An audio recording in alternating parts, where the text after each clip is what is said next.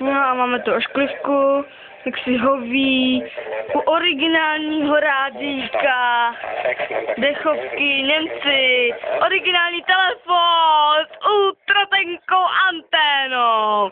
Ošklivka volá, rozumí si, jak si, má na sobě velmi moderní šaty a nejlepší jsou ty ponožky.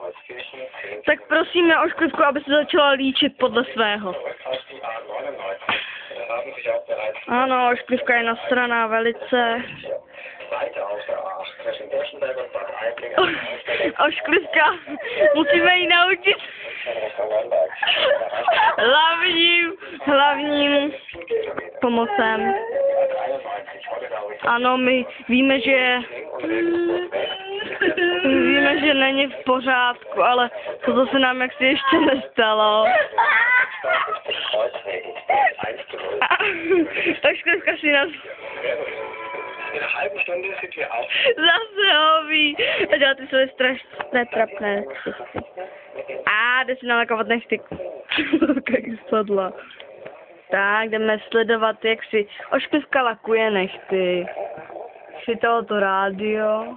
Ježišky. Jak si nám začínáme. Tak, ošklivka nám sundala brýle. A teď vidíte tady originální brýle s medvídkem.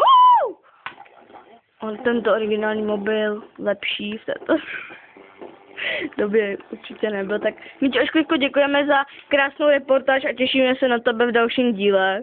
A